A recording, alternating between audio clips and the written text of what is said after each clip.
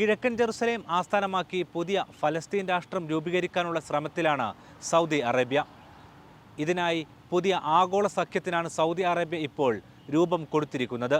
നോർവേയുമായി സഹകരിച്ച് നേരത്തെ തുടങ്ങിയ ശ്രമമാണ് ഇപ്പോൾ പുതിയ സഖ്യത്തിലേക്ക് മാറിയിരിക്കുന്നത്. ഈ വർഷം നോർവേയുടെ സഹകരണത്തോടെ തുടങ്ങിയ നീക്കമാണ് സൗദി അന്താരാഷ്ട്ര തലത്തിൽ സഖ്യം രൂപീകരിച്ച് നടപ്പാക്കാൻ ശ്രമിക്കുന്നത്. ജെറുസലേം ആസ്ഥാനമാക്കി ഫലസ്തീൻ രാഷ്ട്രം രൂപീകരിക്കുക എന്നതാണ് ലക്ഷ്യം. കിഴക്കൻ ജെറുസലേം ആസ്ഥാനമായി ഫലസ്തീൻ രാഷ്ട്രം രൂപീകരിക്കും വരെ ഇസ്രയേലുമായി നയതന്ത്ര ബന്ധമുണ്ടാകില്ലെന്ന് സൗദി കിരീടാവകാശി വീണ്ടും ആവർത്തിച്ചിരുന്നു. ഇസ്രയേലുമായുള്ള പ്രശ്നപരിഹാരത്തിന് യുദ്ധം ഒരിക്കലും പരിഹാരമല്ലെന്നും നയതന്ത്ര ചർച്ചയിലൂടെ ഇസ്രയേലിന്മേൽ സമ്മർദ്ദമുണ്ടാക്കുക മാത്രമേ വഴിയുള്ളൂവെന്നും കിരീടാവകാശി ചൂണ്ടിക്കാട്ടിയിരുന്നു. കൂടുതൽ രാജ്യങ്ങളോട് ഫലസ്തീനെ രാഷ്ട്രമായി അംഗീകരിക്കുവാനും കഴിഞ്ഞയാഴ്ച സൗദിയിലെ ഷൂറ കൗൺസിൽ നടത്തിയ പ്രഭാഷണത്തിൽ അദ്ദേഹം ആഹ്വാനം ചെയ്തിരുന്നു.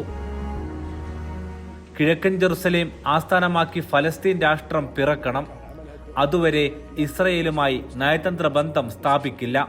تتصدر القضية الفلسطينية اهتمام بلادكم ونجدد رفض المملكة وإدانتها شديد لجرائم السلطة الاحتلال الإسرائيلية بحق الشعب الفلسطيني متجاهل القانون الدولي والإنساني في فصل جديد ومرير من المعاناة. ولن تتوقف المملكة عن عملها الدؤوب في سبيل قيام دولة فلسطينية مستقلة وعاصمتها القدس الشرقية. നിലവിൽ ഫലസ്തീനെ രാഷ്ട്രമായി അംഗീകരിച്ച രാജ്യങ്ങളെയും അദ്ദേഹം അഭിനന്ദിച്ചു. ونتوجه بالشكر إلى الدول التي اعترفت بالدولة الفلسطينية تجسيدا للشرعية الدولية ونحث باقي الدول على القيام بخطوات مماثلة. ഇസ്രയേൽ കയ്യേറ്റ ഭൂമിയിൽ നിന്നും പിൻവാങ്ങണമെന്ന UN പ്രമേയത്തെയും സൗദി സ്വാഗതം ചെയ്തിരുന്നു. US മധ്യസ്ഥതയിൽ ഇസ്രയേലുമായി നയതന്ത്ര ബന്ധത്തിന് സൗദിക്കുമേൽ നേരത്തെ സമ്മർദ്ദമുണ്ടായിരുന്നു. ഈ ചർച്ചകൾ അവസാന ഘട്ടത്തിലെത്തുകയും ചെയ്തു. എന്നാൽ ഇതിനുശേഷമാണ് ഒക്ടോബർ 7-നുള്ള ഹമാസിന്റെ മിന്നലാക്രമണം നടക്കുന്നത്. ഇതോടെ സാഹചര്യങ്ങൾ മാറിമറിഞ്ഞു. ഇസ്രയേൽ വംശഹത്യ തുടരുന്ന സാഹചര്യത്തിലാണ് സൗദി ഫലസ്തീൻ രാഷ്ട്രം എന്ന ഉപാധി കർശനമായി ഇപ്പോൾ മുന്നോട്ട് വെക്കുന്നത്. ഇതോടെ ഇസ്രയേലും സൗദിയുമായുള്ള ബന്ധത്തിനുള്ള ചർച്ചയിൽ നിന്ന് പിൻവാങ്ങിയിട്ടുണ്ട്. യുദ്ധം അനിശ്ചിതമായി നീളുന്ന സാഹചര്യത്തിൽ കൂടിയാണ് ഇസ്രയേൽ ഫലസ്തീൻ സംഘർഷത്തിന് ദ്വിരാഷ്ട്ര പദ്ധതിയിലൂടെ ശാശ്വത പരിഹാരം കാണുകയെന്ന ലക്ഷ്യത്തോടെ സൗദി പുതിയ പദ്ധതിയുമായി രംഗത്ത് വരുന്നത്. പ്രശ്നപരിഹാരത്തിനായുള്ള സൗദിയുടെ ഏറ്റവും പ്രധാനപ്പെട്ട നയതന്ത്ര ശ്രമത്തിന്റെ ഭാഗമായിട്ടാണ് ഈ നീക്കം.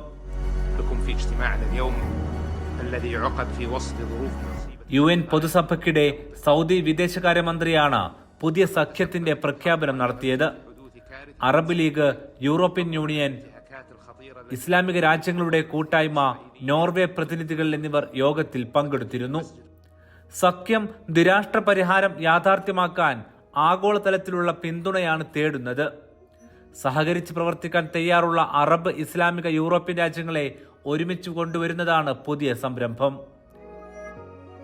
ഏപ്രിൽ 28-ന് റിയാദിൽ നടന്ന വേൾഡ് എക്കണോമിക് ഫോറത്തിനിടെ യൂറോപ്പുമായി ചേർന്ന് സൗദി ഫലസ്തീന്റെ ഭാവി സംബന്ധിച്ച് ഒരു യോഗം വിളിച്ചിരുന്നു.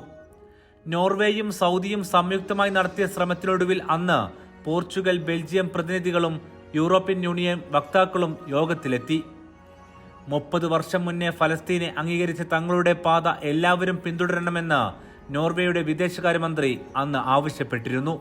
We have been working for a Palestinian state for 31 years and I definitely want to recognize the Palestinian state.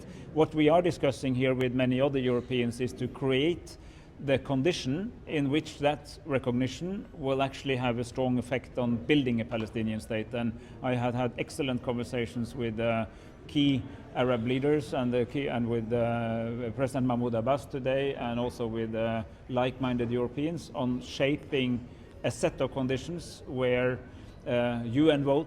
US ഇസ്രയേലിനൊപ്പമായതിനാൽ ദ്വിരാഷ്ട്ര ഫോർമുലയ്ക്ക് മുൻകൈ എടുക്കില്ല. അതിന് യൂറോപ്പും അറബ് രാജ്യങ്ങളും ഒന്നിച്ചു നിൽക്കുകയാണ് വഴിയെന്ന് യോഗത്തിൽ പങ്കെടുത്തവർ അന്ന് അഭിപ്രായപ്പെട്ടതായും നോർവേ വ്യക്തമാക്കിയിരുന്നു. This particular group of countries, Arab and other Islamic countries, and a group of European countries, to discuss, because I think that if we want to move this two-state solution forward. It will not happen from the parties. I do not believe that Israel is ready to negotiate at this point. And I do not think that the US is ready to take the necessary leadership. So I think an Arab-European leadership is the best we can hope for, and we want to contribute to that. ഇതിന്റെ കൂടി തുടർച്ചയാണ് പുതിയ ആഗോള സഖ്യം. Global alliance for the implementation of the two state solution എന്നാണ് സഖ്യം അറിയപ്പെടുക. EU മേധാവി Joseph ബോറലും യോഗത്തിൽ പങ്കെടുത്തിരുന്നു. 1967 അതിർത്തികൾക്ക് അനുസൃതമായി കിഴക്കൻ ജെറുസലേം തലസ്ഥാനമായി ഒരു ഫലസ്തീൻ രാഷ്ട്രം സ്ഥാപിക്കുക, ഒപ്പം ഇസ്രയേലിനെയും രാജ്യമായി അംഗീകരിക്കുക. ഇതാണ് ലക്ഷ്യം. എന്നാൽ ഇസ്രയേൽ ഈ ഫോർമുല അംഗീകരിക്കുമോ എന്നതിൽ ഉറപ്പില്ല. എന്നാൽ ലോകരാജ്യങ്ങൾ ഒരുമിച്ച് നിന്ന് സമ്മർദ്ദം സൃഷ്ടിച്ചാൽ ഇസ്രയേൽ വഴങ്ങേണ്ടി വരുമെന്ന് നോർവേയും സൗദിയും കരുതുന്നു. കൂടുതൽ രാജ്യങ്ങൾ ഫലസ്തീനെ അംഗീകരിച്ച പുതിയ സാഹചര്യം മുന്നിൽ കണ്ടു തന്നെയാണ് പുതിയ നീക്കം. സഖ്യത്തിന്റെ ആദ്യ യോഗം റിയാദിൽ ചേരും. തുടർ ചർച്ചകൾ ബ്രസൽസിലും റിയാദിലുമായി ചേരുമെന്നും ജോസഫ് ബോറൽ പറഞ്ഞു. അറബ് യൂറോപ്യൻ സംയുക്ത സംരംഭമെന്ന നിലക്ക് സഖ്യത്തിന് പ്രസക്തി ഏറെയുണ്ട്. ദ്വിരാഷ്ട്ര പരിഹാരം, അടിയന്തര വെടിനിർത്തൽ തുടങ്ങിയ ലക്ഷ്യങ്ങൾ കൈവരിക്കാനുള്ള കൂട്ടായ നീക്കങ്ങൾ ഉണ്ടാകുമെന്നും ഇതുമായി ബന്ധപ്പെട്ട യോഗത്തിൽ സൗദി വിദേശകാര്യമന്ത്രി ഫൈസൽ ബിൻ ഫർഹാൻ രാജകുമാരൻ പറഞ്ഞിരുന്നു.